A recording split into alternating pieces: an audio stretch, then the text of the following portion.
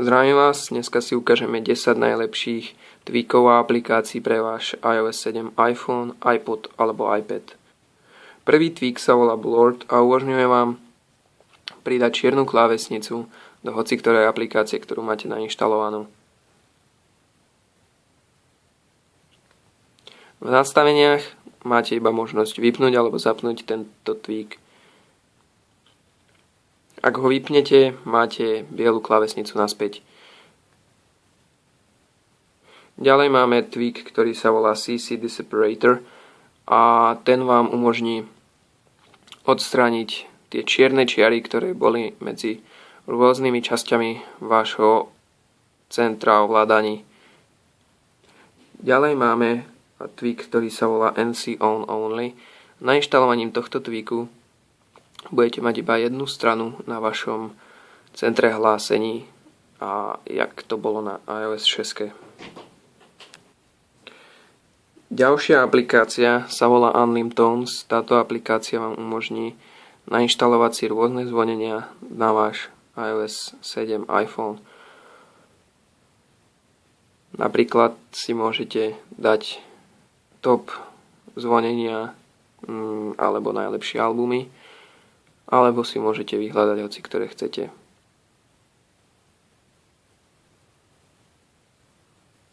Ťuknutím na ten play sa vám prehrá ukážka.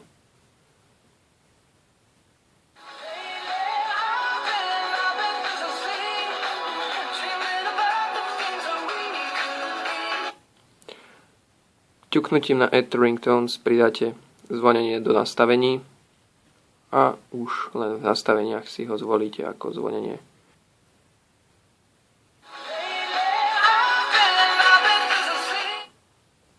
Takže toto bola aplikácia Unlim Tones. Ďalej je tu tweak, ktorý sa volá Slide to Kill 7 a tento tweak vám umožní vymazať všetky bežiace aplikácie na pozadí naraz.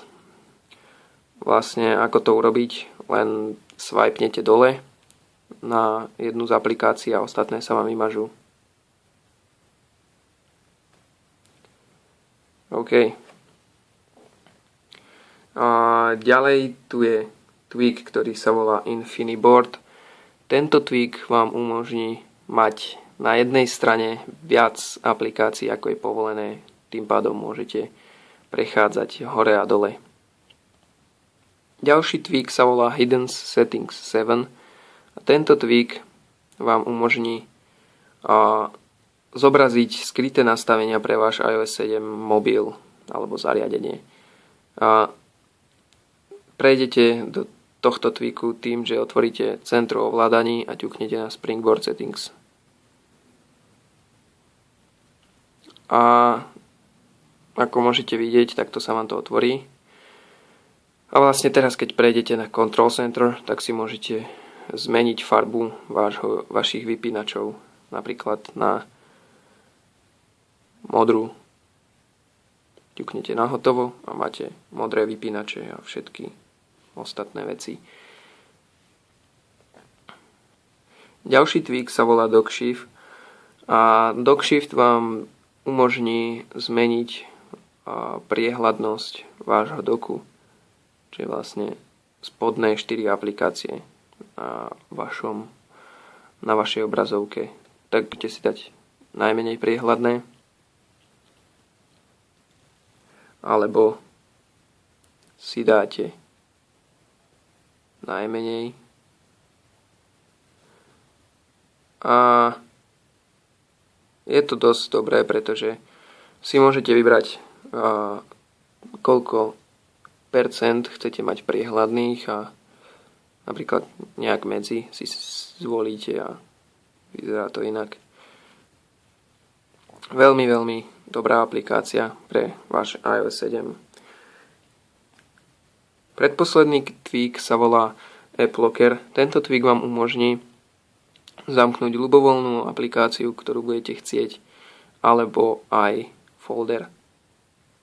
Jednoduchým zapnutím a prejdením do General si zvolíte heslo a keď odídete z aplikácie a nastavíte si, ktoré aplikácie budete chcieť zamknúť, tak bude vyžadovať heslo, keď ju chcete otvoriť. Posledný tweak na dnešnom zozname sa volá CC Toggles, ktorý vám umožní pridať si rôzne vypínače alebo aplikácie do vašeho centra hlásení. Keď prejdete do nastavení a prejdete do Toggles, tak si môžete zmeniť počet aplikácií. Teraz sú iba 4, alebo môžete na maximum 6 alebo 5. A taktiež si môžete zmeniť počet aplikácií, teraz ich je 5, alebo na minimum 2. Môžete pridať alebo odstrániť rôzne aplikácie.